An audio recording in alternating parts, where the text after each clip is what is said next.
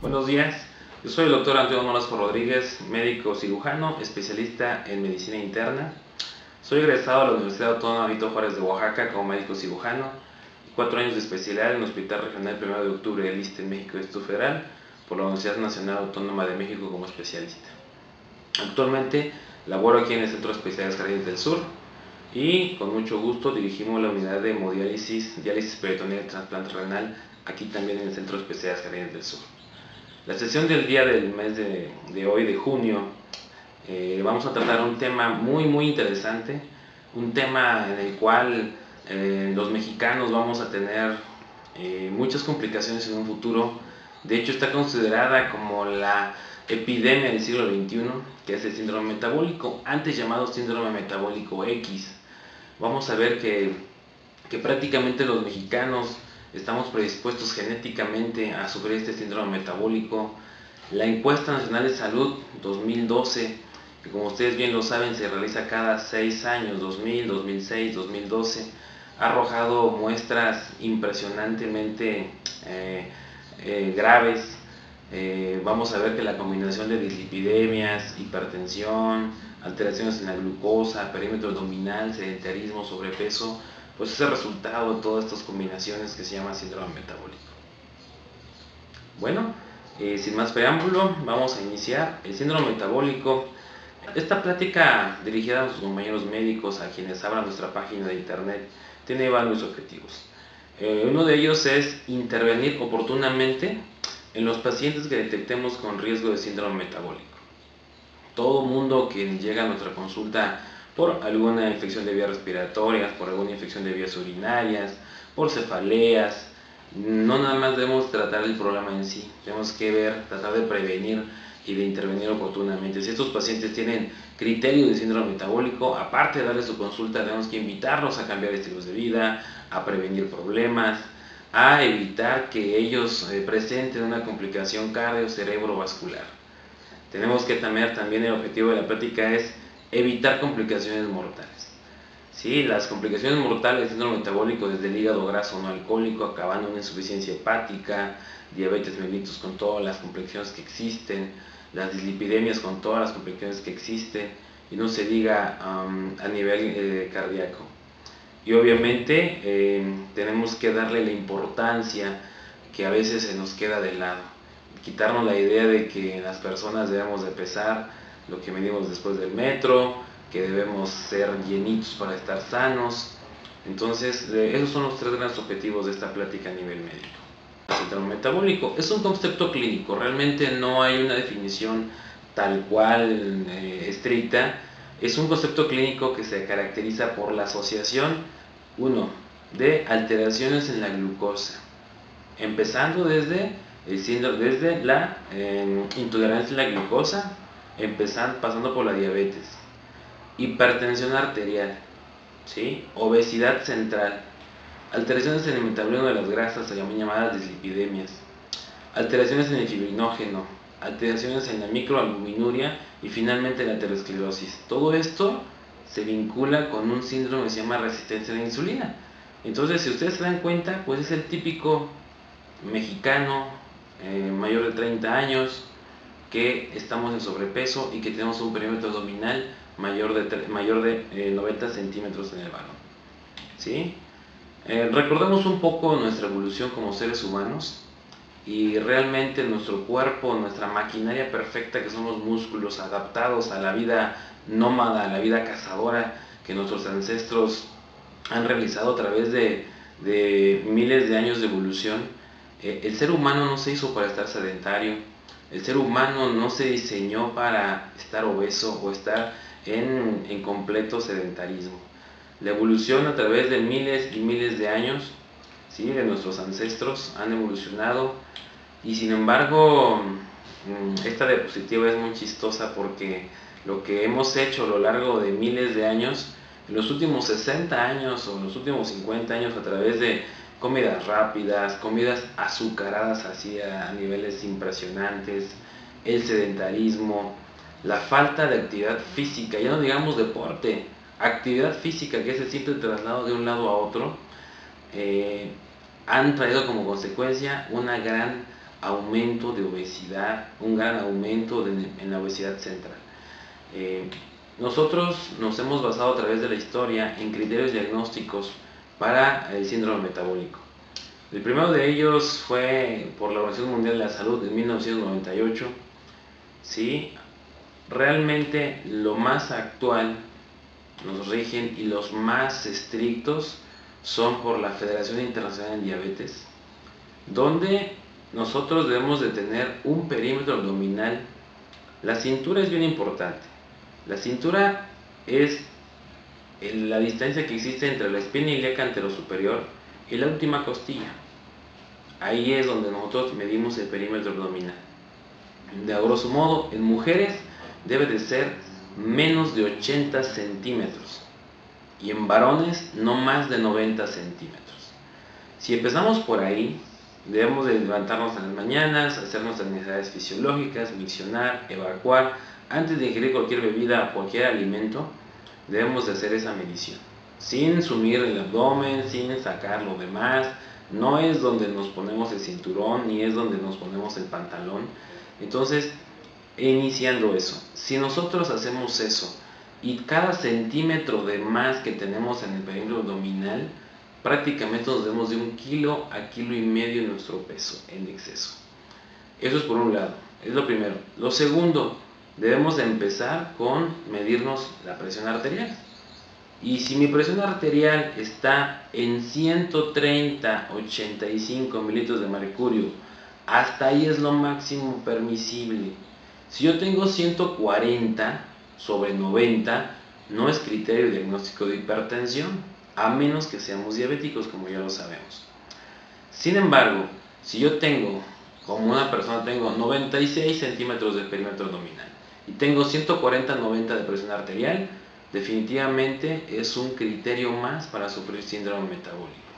Ahora, resulta que yo tengo 120/80 de presión, pero ingiero un fármaco para ese control. Llámense Injeca, como el captopril, perindopril, lisonipril, un ARA2, candesartán, nirvarsartán, losartán, pero que me mantengan en cifras normales, no importa, es un criterio. Si tengo cifras normales de presión arterial, pero con un tratamiento. La glucosa definitivamente ha sido un punto muy importante en esto. Vuelvo a repetirle, criterio diagnóstico para síndrome metabólico: glucosa en ayunas de 8 horas mayor de 100 miligramos por decilitro. Ojo, no estamos diagnosticando diabetes. Para hacer el diagnóstico de diabetes, como ustedes bien lo saben, son otros criterios dados por la Asociación de Diabetes Americana, la famosa ADA, en donde el síndrome de resistencia o de intolerancia a la glucosa oral es a partir de los 111 hasta los 126 miligramos por decilitros. En estos casos, el síndrome metabólico, vamos más atrás, vamos a tener máximo 100. Entonces imagínense. Y finalmente, como dijimos, dislipidemias. No basta con tener nuestro colesterol total y nuestros triglicéridos. Los triglicéridos deben ser máximo 150. No debemos de tener más de 150, ¿sí?, de triglicéridos en nuestra sangre. Y el colesterol, pues debemos hacerle sus diferentes tipos de colesteroles: el HDL, el LDL, el LDL. Nosotros en el HDL colesterol debemos de tener más de 40 en los varones y en las mujeres más de 50. Si yo como varón tengo menos de 40 de HDL, pero mi colesterol total es normal, tengo criterio de síndrome metabólico. Entonces, son muy estrictos los criterios. Bajo estos criterios, me atrevo a aseverar, en base a la Encuesta Nacional de Salud, que más del 70% de la población adulta de nuestro país sufrimos síndrome metabólico. Y no estamos haciendo absolutamente ninguna intervención en hacer nuestro cambio de estilos de vida, nuestro estrés, nuestra ingesta enorme de calorías, nuestro enorme sedentarismo que cada día va aumentando más. Entonces, un análisis, el perímetro abdominal, una de las propuestas que estamos teniendo nosotros a nivel particular es parte de tus signos vitales. Así como cuando una paciente te pasa signos vitales, te pesan, te tallan, la antropometría de nuestros pacientes deben de incluir el perímetro abdominal para irnos dando cuenta de cómo estamos a nivel de síndrome metabólico. Bueno, imagínense, en Estados Unidos la prevalencia más o menos fue de un 24%, ¿sí? Nosotros, los mexicanos, vamos a hacer una acotación. Es muy sencillo.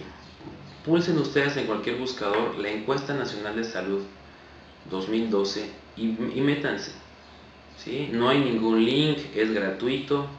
La Encuesta Nacional de Salud, voy a hacer una pausa pequeña porque realmente me parece muy importante hacerlo. Se desarrolla, como bien les dije, cada 6 años, 2000, 2006, 2012. Y en base a la Encuesta Nacional de Salud vamos a ver de qué sufrimos los mexicanos. Esto estuvo muy bien, ¿por qué? Porque aparte de hacer encuestas, hicieron mediciones en sangre, los cuales van a arrojar resultados por estados de la República, que aún estamos en espera de ellos, en la cual vamos a medir glucosa, dislipidemias, hemoglobina glucosilada, hemoglobina, diagnóstico de anemias, etcétera, etcétera. La prevalencia en obesidad en nuestro país, en los adultos, según la Encuesta Nacional de Salud, adultos mayores de 20 años, es más del 70-73%. Entonces imagínense que 7 de cada 10 adultos sufrimos de sobrepeso u obesidad.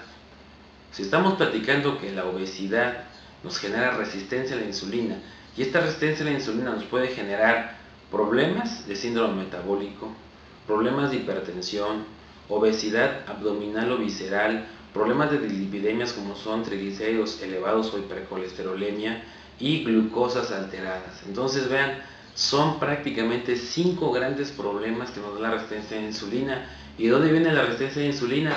De la tremenda obesidad en la que estamos, del tremendo sedentarismo en el que estamos, de la tremenda ingesta de calorías que hacemos de manera indiscriminada desde que somos unos niños, unos adolescentes y después en la edad adulta. Entonces, vean la prevalencia. La prevalencia en diabetes, según la Encuesta Nacional de Salud, del 9 al 11% según los estados de la República. Quiero decir con eso que uno prácticamente de cada 10 adultos es diabético.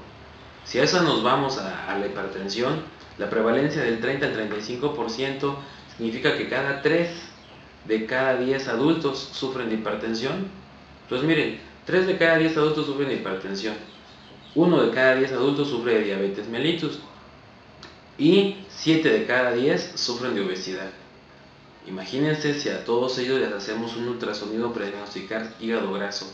Por supuesto que estamos arriba del 50% en hígado graso. Entonces, la resistencia a la insulina es nuestro enemigo y es la causa de que los mexicanos vamos a tener una tremenda epidemia de problemas metabólicos. Realmente toda la resistencia a la insulina es un estado proinflamatorio.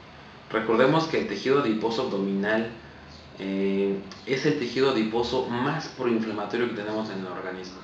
Todos vamos a tener grasita en las mejillas, en el cuello, en los brazos, en las piernas, pero ninguna de ellas es tan lipotóxico como el tejido adiposo visceral. El tejido adiposo es el que provoca la producción de citoquinas proinflamatorias, tales como la PCR, la interleucina 6, el factor necrosis tumoral. Entonces, nosotros una manera indirecta de medir un estado proinflamatorio a nivel sanguíneo, pues es mediante la determinación de la PCR ultrasensible cuantitativa. Una PCR mayor de 3 miligramos por decilitro es un factor de riesgo proinflamatorio tremendo. A eso añádanle alteraciones en la glucosa, alteraciones en las dislipidemias, alteraciones en la hipertensión, el sedentarismo. Vean, nosotros estamos prácticamente diseñados para que definitivamente tenemos una predisposición genética. Nosotros como mexicanos, la mezcla de raza que somos, no estamos hechos, vuelvo a repetirle, para estar sedentarios ni para estar en sobrepeso. Si a eso le ponemos un ambiente adecuado como es la ingesta de calorías tremenda, el sedentarismo, pues vamos a tener resistencia a la insulina.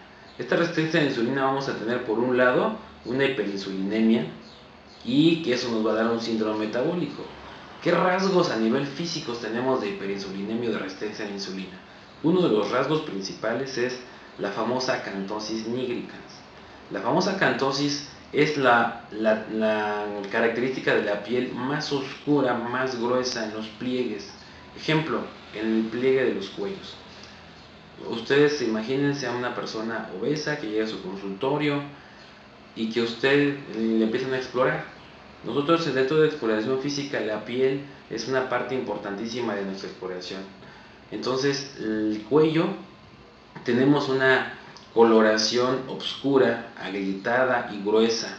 Esa es la acantosis y es un dato físico y clínico de resistencia a la insulina. Esa misma acantosis se puede llevar a las axilas, se puede llevar a las ingles y eso es una condición prácticamente clínica de resistencia a la insulina y esos pacientes se me van a convertir en diabéticos más adelante. Todo esto, tanto en síndrome metabólico como en la respuesta adecuada a la resistencia a la insulina, vamos a tener diabéticos, vamos a tener síndromes metabólicos, y todo esto, ¿en qué va a desencadenar? En una tremenda disfunción endotelial. La disfunción endotelial, recordemos que va a un aumento de vasoconstrictores, como el tromboxano, y una disminución tremenda de vasodilatadores, como el óxido nítrico. Conclusión, los vasos sanguíneos se van a obstruir, se van a vasoconstreñir, y eso nos va a dar aterogénesis y eso nos va a traer como consecuencia infartos cerebrales, infartos al miocardio, insuficiencias arteriales periféricas, problemas renales, problemas intestinales. Entonces, el universo del síndrome metabólico incluye demasiadas patologías, desde la obesidad. Cada uno de estos es un tema importantísimo. Nosotros como médicos debemos no nada más de hacer el diagnóstico, debemos de llevar el tratamiento, el diagnóstico y la prevención de este tremendo síndrome. Entonces, defectos de coagulación, obesidad, problemas con los lípidos, hígado graso no alcohólico, diabetes tipo 2 e hipertensión. Entonces, tenemos 6 grandes problemas derivados en este universo del síndrome metabólico. Bueno, vamos a caer en, entonces, ya sabemos el diagnóstico, sabemos los factores de riesgo, ¿sí?, que nos van a predisponer a sufrir este síndrome metabólico. Bueno, ahora ya lo diagnosticamos, ya sabemos quiénes lo tienen y quiénes lo pueden tener. Ahora, ¿qué tenemos que hacer? No hay una pastilla mágica ni hay una píldora mágica como para un dolor que automáticamente nosotros tengamos que cambiar de la noche a la mañana. El mejor tratamiento preventivo y el mejor tratamiento una vez que ya tenemos síndrome metabólico o que tengamos alguna de estas 6 alteraciones del universo del síndrome metabólico es cambio en los estilos de vida, modificación en nuestros estilos de vida. ¿Cuáles son esos? Alimentación. Es indispensable que nosotros le hagamos un plan alimenticio a nuestro paciente. Vamos a tener que volver a enseñar a comer. Definitivamente necesitamos la ayuda de un experto en nutrición, un buen nutriólogo, una buena nutrióloga, junto con un buen equipo médico, lleva al éxito a estos pacientes. No hay mejor tratamiento que llevarlo a pesos normales, llevar el perímetro abdominal a cifras normales. Ejercicio. El ejercicio, definitivamente el ejercicio, nosotros como médicos sabemos poco de prescribir ejercicio. Nosotros, ¿qué hacemos cuando llega nuestro paciente a la consulta? Doctor, ¿cuánto tiempo debo de caminar? Y nosotros sabiamente decimos, camine media hora nada más, pero no sabemos ni cómo, ni en qué condiciones, ni con qué metas vamos a tener. Entonces, para prescribir ejercicio, en el Colegio Mexicano de Medicina Interna hay un movimiento que se llama prescripción de ejercicio o Exercise in Medicine, de la cual soy parte de ese Exercise in Medicine. Esperemos que en este año nos certifiquemos ya como médicos internistas prescriptores de ejercicio. ¿Por qué? Porque el ejercicio se debe de prescribir como un medicamento. Si usted va por la calle, el médico no le va a decir, tómese la aspirina 100 miligramos después de desayunar. No, tenemos que hacerlo en una receta, con explicación, con el horario, con las condiciones, y explicarle al paciente los efectos secundarios y los beneficios de recibir este tratamiento. Exactamente lo mismo debemos de hacer con el ejercicio, debemos de prescribírselo. ¿Cómo? Muy sencillo, y aquí voy a ahondarme un poco más porque es bien importante valorar a nuestros pacientes. El ejercicio es una parte fundamental. El ser humano, como les dije en un principio de la plática, está diseñado para no ser sedentario. Está diseñado para que esa máquina perfecta que son los músculos quemen calorías, quemen glucosa periférica, ocupen las grasas para beneficio del cuerpo. Miren, nosotros si empezamos a hacer ejercicio debemos de individualizarlo.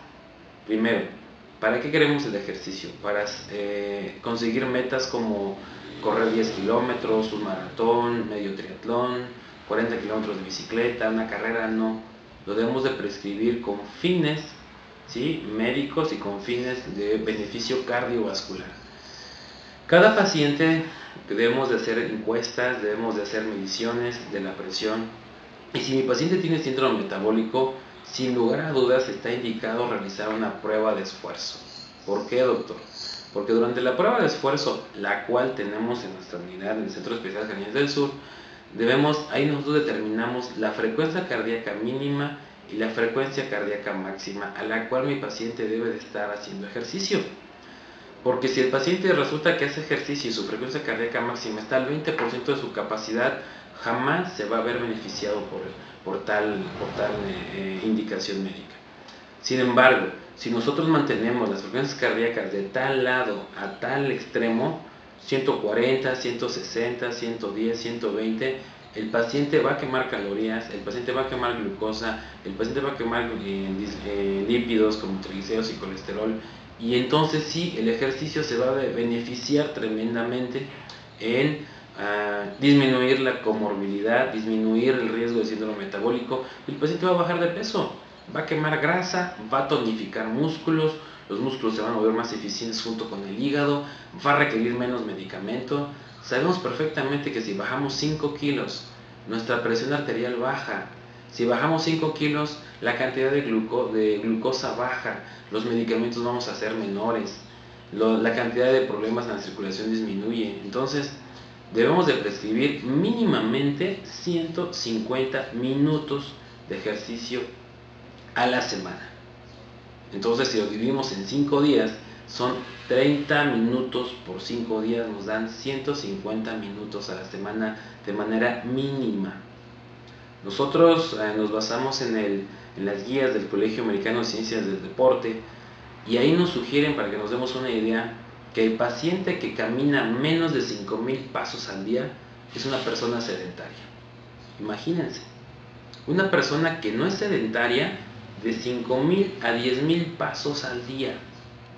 Y una persona que se considera activa son más de 10,000 pasos al día.